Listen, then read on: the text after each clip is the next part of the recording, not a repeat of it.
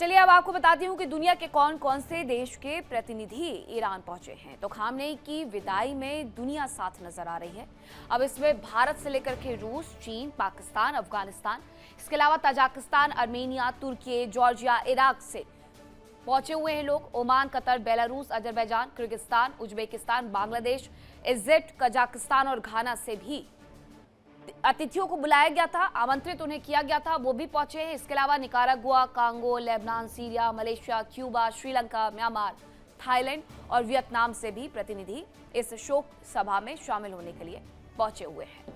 और अब आपको बताती हूं दूसरी खबर के बारे में। खामनेई के जनाजे पर जीसीसी में बड़ी कूटनीतिक दरार देखने को मिल रही है। खामनेई के जनाजे पर जीसीसी के 6 देशों में से सिर्फ 3 देशों ने अपना प्रतिनिधि मंडल भेजा है और बाकी के 3 देश इस समारोह में शामिल नहीं हुए हैं। वहीं खाड़ी देशों के बीच ये गहरी कूटनीतिक खींचतान है। इसमें कौन कौन गया है? सऊदी अरब, ओमान और कतर ने आधिकारिक प्रतिनिधि मंडल को भेज दिया है, जबकि इसके अलावा बात की जाए सऊदी अरब, ओमान और कतर के अलावा तो 3 और देश हैं जिन्होंने अपने डेलीगेशन को नहीं भेजा है।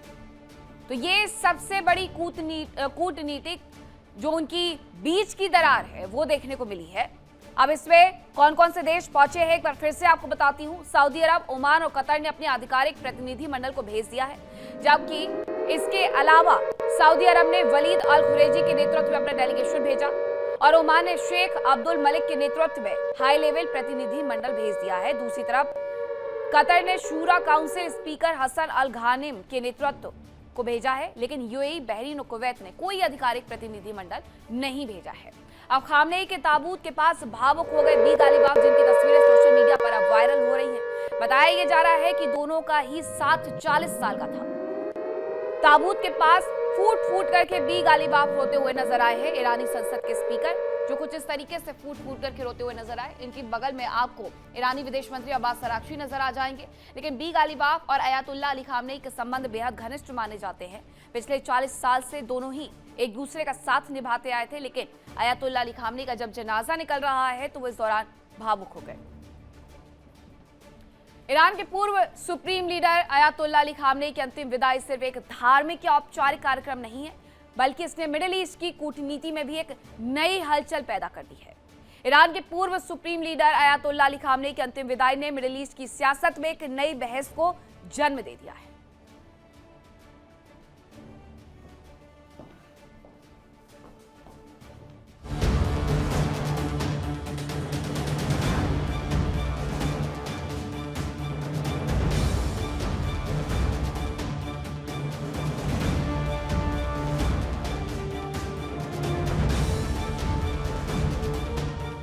ईरान के सबसे ताकतवर चेहरे और पूर्व supreme leader Ayatollah Ali Khamenei के जाने के बाद तेहरान में भावुक विदाई का माहौल था, लेकिन इस शोक के बीच पूरी दुनिया की नजरें टिकी थी वहां जुटे कूटनीतिक चेहरों पर, खासकर गल्फ ऑफ कोऑपरेशन काउंसिल यानी कि जीसीसी के देशों पर, जिनके ईरान के साथ रिश्ते हमेशा से उतार चढ़ाव भरे रहे हैं।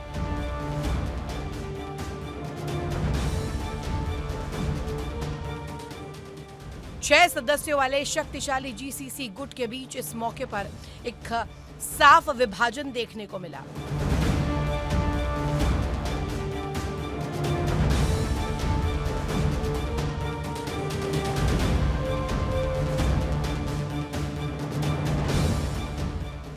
सऊदी अरब, ओमान और कतर ने अपने आधिकारिक डेलीगेशन तेहरान भेजे और खामनेई को अंतिम श्रद्धांजलि दी। कभी ईरान के धुर विरोधी रहे सऊदी अरब का ये कदम इस बात का साफ संकेत है कि चीन की मध्यस्थता के बाद दोनों देशों के बीच शुरू हुआ रिश्तों को सुधारने का सिलसिला अब थमा नहीं है। वहीं ओमान और कतर ने हमेशा की तरह मध्यस्थ और संतुलित पड़ोसी की अपनी भूमिका को दोहराया। सऊदी अरब का ईरान में डेलीगेशन भेजना ये दिखाता है कि रियाद अब तेहरान के साथ सीधे टकराव के बजाय कूटनीतिक संतुलन चाहता है। लेकिन ध्यान देने वाली बात यह कि सभी जीसीसी देश एक सुर में काम नहीं कर रहे हैं। सऊदी के रुख से इतर जीसीसी के 3 अन्य प्रमुख देशों संयुक्त अरब अमीरात, बहरीन और कुवैत की ओर से कोई आधिकारिक प्रतिनिधि इस समारोह में शामिल नहीं हुआ। बहरीन और ईरान के बीच ऐतिहासिक रूप से तनाव रहा, जबकि यूएई का रुख ईरान के क्षेत्रीय नीतियों और उसके समर्थित गुटों को लेकर हमेशा सतर्क रहा है। इन तीन देशों की दूरी ने ये साफ कर दिया है कि ईरान को लेकर खाड़ी देशों में अब भी अविश्वास की खाई पूरी तरह पटी नहीं है। तो अविश्वास इस तरीके से गहराया है कि अंतिम विदाई में भी वो तमाम देश नहीं पहुंचे हैं जहां के लोग फूट फूट करके आयतुल्लाह अली खामनी के लिए रो रहे थे। और चलिए अब आपको बताती हूँ कि आखिरकार यूरोप में क्या चल रहा है।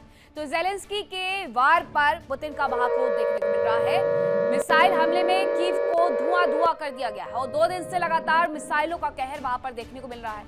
यूक्रेन के पूर्वी शहर में कब्जा भी कर लिया गया है, ये भी जानकारी मिल रही है। और यूक्रेन के कई शहरों को रूस अपने कब्जे में अभी तक ले चुका है, लेकिन अब तैयारी एक नए फ्रंट की भी होती जा रही है। कीव का हाल तो बुरा कर रखा है, यूक्रेन का हाल बुरा किया हुआ है रूस ने, क्योंकि रूस पर भी कुछ दिनों पहले इसी तरीके से मिसाइल हमले और ड्रोन हमले किए जा रहे थे। लेकिन क्या यूक्रेन के बाद अब पोलैंड की बारी? ये सवाल ये है। अमेरिका की सीक्रेट रिपोर्ट में खुलासा हुआ है कि पुतिन 2 तरफ से पोलैंड पर फाइनल स्ट्राइक की तैयारी कर रहे हैं और उनका मकसद एकदम साफ है, रूस का नक्शा बड़ा करना और नेटो को घुटनों पर लाना। लेकिन पुतिन के लिए ऐसा करना आसान नहीं होने वाला है, क्योंकि अगर पोलैंड की 1 इंच जमीन को भी उन्होंने छुआ तो नेटो रूस के परमाणु गढ़, कोला प्रायद्वीप और कालिनिनग्राद को मलबे में तब्दील कर देगा। यानी महाविनाश की अब उल्टी गिनती एक बार फिर से शुरू होते हुए यूरोप में नजर आ रही है।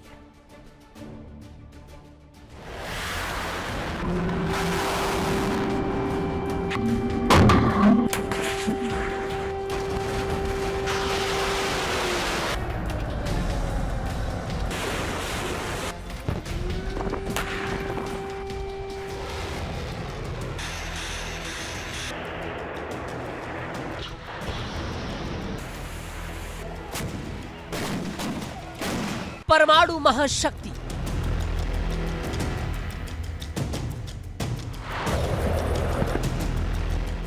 रूस के चक्रव्यूह में फंसा यूरोप।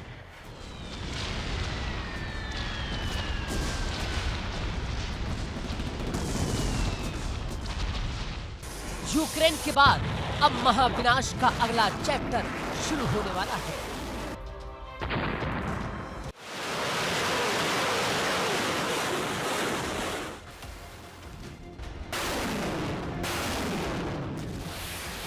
क्योंकि क्रेमलिन के तख्तो ताज पर बैठे व्लादिमीर पुतिन ने रूस का नक्शा बड़ा करने की आखिरी कसम खा ली है। वाशिंगटन से आई एक बेहद सीक्रेट और सनसनीखेज खुफिया रिपोर्ट ने पूरी दुनिया के होश उड़ा दिए हैं। रिपोर्ट्स का दावा है कि यूक्रेन को घुटनों पर लाने के बाद पुतिन अब पोलैंड पर उस फाइनल स्ट्राइक की तैयारी में है, जिससे पूरे नेटो का वजूद ही खतरे में पड़ जाएगा। यानी 2 तरफा वार और पोलैंड तार तार।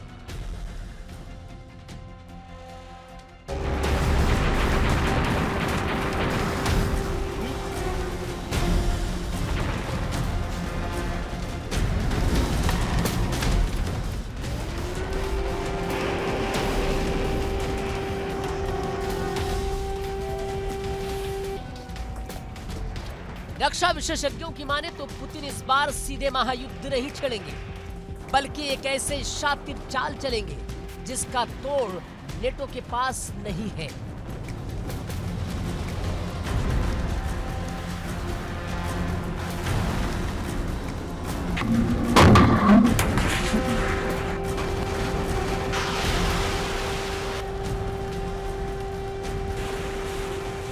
सुरक्षा सूत्रों का दावा है कि रूस और बेलारूस की एक जॉइंट मिलिट्री टुकड़ी बहुत जल्द पोलैंड की सीमा में दाखिल हो सकती है। लेकिन ट्विस्ट यह है कि रूस इसे हमला नहीं बल्कि एक भूल बताएगा।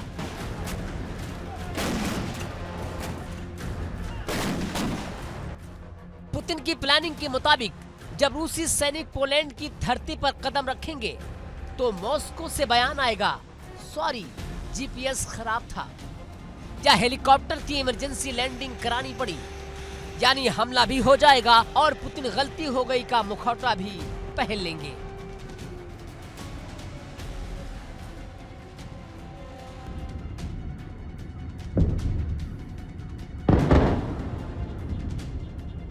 लेकिन खेल सिर्फ घुसपैठ का नहीं है।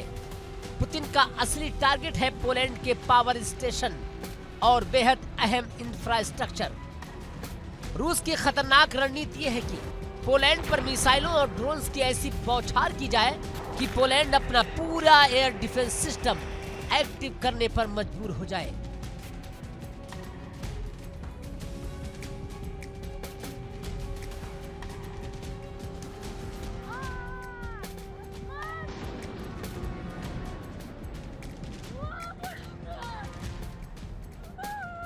और जानते हैं पुतिन का सबसे बड़ा दांव क्या है?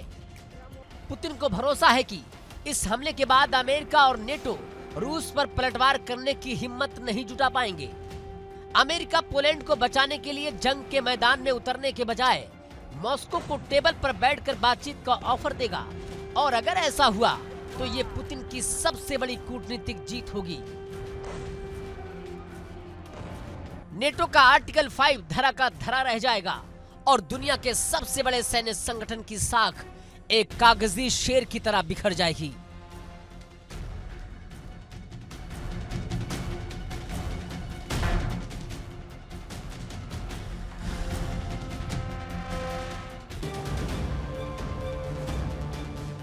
पुतिन बहुत अच्छे से जानते हैं कि लोहा कब गर्म है और हथौड़ा कब मारना है। पिछले कुछ समय में अनाज और पुराने मुद्दों को लेकर यूक्रेन और पोलैंड के रिश्तों में जो खटास आई है, मॉस्को उसी दरार में अपना बारूद भरने की ताक में है। पोलैंड के रक्षा मंत्रालय के बंद कमरों में इस वक्त इसी बात को लेकर इमरजेंसी मीटिंग चल रही है। सिर्फ पोलैंड ही नहीं, बाल्टिक देश यानी लिथुआनिया, लातविया और इस्टोनिया की सांसें भी अटकी हुई है, क्योंकि पुतिन का अगला टारगेट वो भी हो सकते हैं। लेकिन क्या नेटो इस तबाही को चुपचाप देखेगा?